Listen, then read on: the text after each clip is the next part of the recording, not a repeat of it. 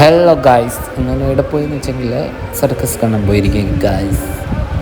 ഇത് വരുന്നത് അലാമിപ്പള്ളിയാണ്. ശിവകുമാറാണ് പറഞ്ഞ് നമുക്കത് പോയി നോക്കാമെന്ന്. അങ്ങനെ പുറത്തുണ്ട്.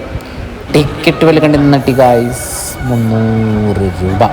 അങ്ങനെ കയറി ഉള്ളിലേക്ക് കയറി ഫർദർ വിശേഷം കാണാം. Go through the circus.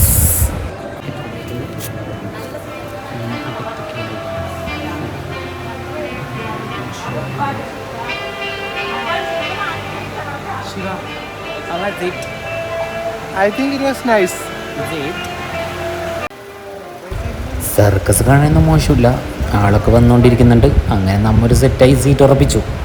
നമുക്ക് അറിയുന്നുണ്ടായിരുന്നില്ല. നമ്മളില്ലേ 300 റുപ്യൻ്റെ അടുത്ത് പോയി അല്ലേ ശിവ?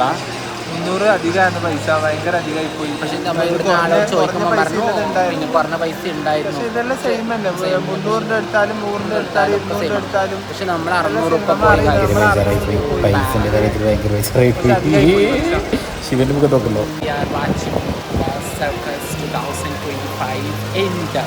എനിക്ക് വലിയ ഇൻട്രസ്റ്റ് ഒന്നും ഉണ്ടായി. ഈ അമീനാന്ന് ഇങ്ങനെ പറഞ്ഞിട്ട് സർക്കസ് മറ്റേതൊക്കെ പറഞ്ഞിട്ട് ഞാൻ ഒരു സർക്കസിനും പോലില്ല, ഒന്നിനും പോലില്ല. താല്പര്യമില്ല.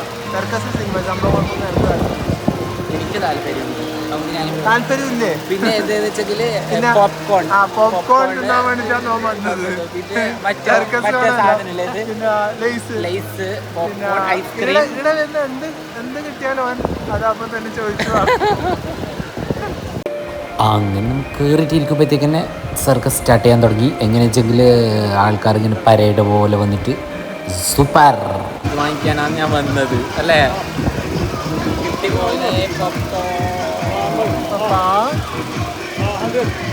ഇവിടെ 2 തീറ്റിപ്പണ്ടാരങ്ങളുണ്ട്. ഒരു മെയിൻ തീറ്റിപ്പണ്ടാരം ഇതാണ്.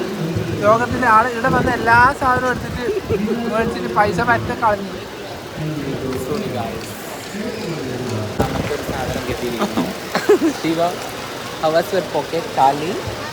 എന്റെ പോക്കത്തെല്ലാം കാര്യം. ലാസ്റ്റ് തീറ്റ വാട്ടർ ആൻഡ് ഓവൻ. ശിവ പൈസ ഇട്ട് കൊടുക്കുന്നുണ്ട് പാകം.